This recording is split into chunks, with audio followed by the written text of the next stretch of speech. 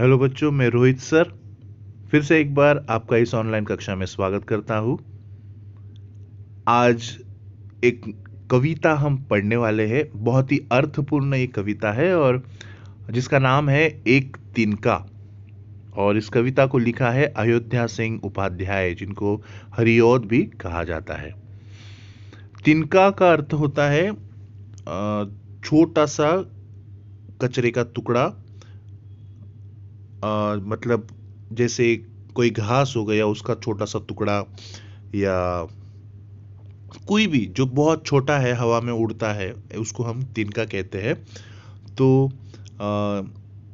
इसके बारे में एक कविता है, हम समझेंगे। मैं घमंडों में भरा ऐठा हुआ, अभी एक दिन जब था मुंडेरे पर खड़ा। अभी इसका अर्थ है कि मैं का अर्थ है कवि खुद के बारे में कह रहे या हमारे बारे में कह रहे कि घमंडों में भरा ऐठा हुआ।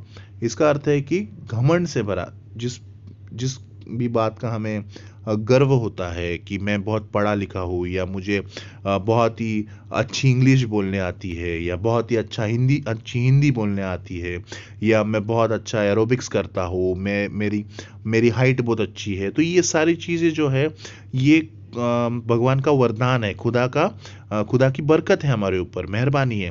पर इंसान को ऐसा लगता है कि ये सब मुझे मिला है, तो ये मुझे उस पर गर्व करना है।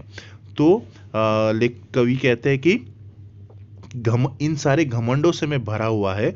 और जो इंसान घमंड से भरा हुआ रहता है, वो कैसा होता है? अपना सीना चौड़ा करके, सर ऊपर करके चलता है, तो उसको कहते हैं ऐट। ऐट। तो मैं घमंडों से भरा ऐटा हुआ, एक दिन जब था मुंडेरे पर खड़ा। तो हम देखते हैं यहाँ पर चित्र में कि वो कहाँ खड़ा है? एक मुंडेरे पे खड़ा हुआ, जैसे एक छोटा सा बालकनी जैसा है, वहां पे वो खड़ा है। अचानक दूर से उड़ता हुआ एक तिनका आंख में मेरी पड़ा। तो क्या हुआ? एक छोटा सा टुकड़ा जो है किसी भी चीज का, वो उड़ता हुआ हवा से आया है और उस कवि के आंखों में चला गया है। मैं झिझक उठा, हुआ बेचैन सा।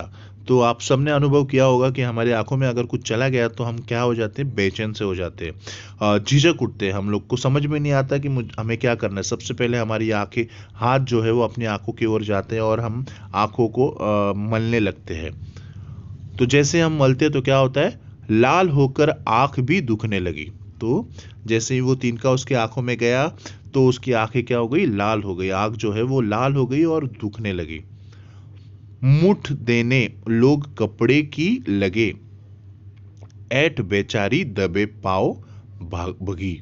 तो यहाँ पर क्या हो गया? जैसे आपने देखा कि चित्र में देख रहे हैं कि जैसे कोई हमारी किसी आंखों में कुछ चला गया, तो हम क्या करते हैं? हमारा रुमाल हम निकालते हैं, उसको गोल करते हैं, उसको हम भिगाते हैं, या तो फिर हमारे मुंह में डाल के गर्म हवा उस पर फूकते हैं और अपने आंखों को लगाते हैं, ताकि जो भी है चीज़ जो तिनका जो आंखों में गया वो निकल जाए।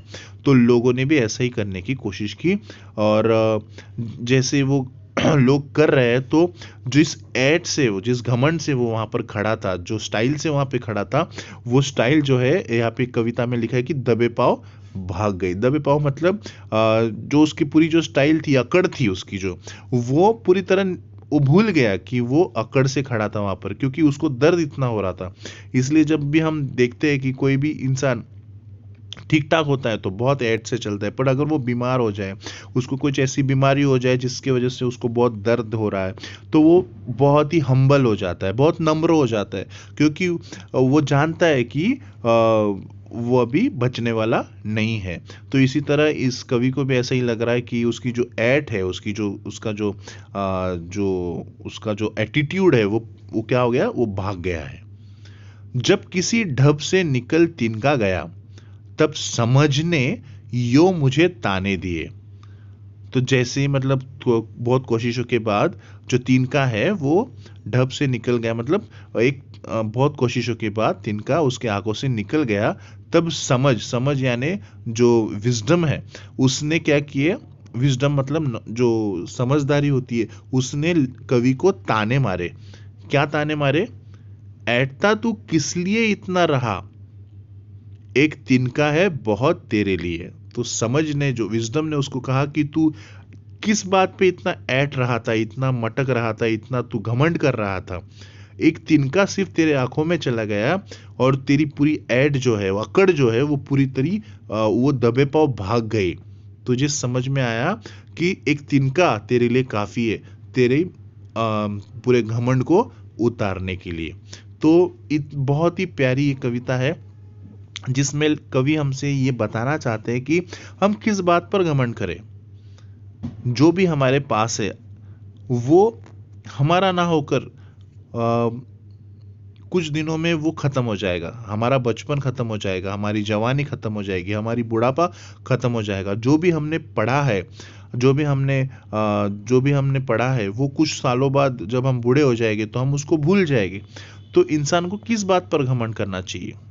तो किसी भी बात पर हमें घमंड नहीं करना है, बल्कि जो हमारी पढ़ाई है, जो हमारा नॉलेज है, जो हमारा विजडम है, समझदारी है, जो हमारा शरीर है, उस पर हमें घमंड नहीं करना है। तो उसका सही इस्तेमाल करना है लोगों के भलाई के लिए और अपने भलाई के लिए। क्योंकि इंसान जो है वो छोटी सी कील या छोटे से तिनके के वजह से भी इतना परेशान हो उठता है, उसको बेचैनी हो जाती है। तो वो क्या है? वो कुछ भी नहीं है। तो ये संदेश जो है कवि हरिओद हमें समझा रहे हैं। तो आशा करता हूँ कि आपको ये कविता समझ में आई हो। धन्यवाद।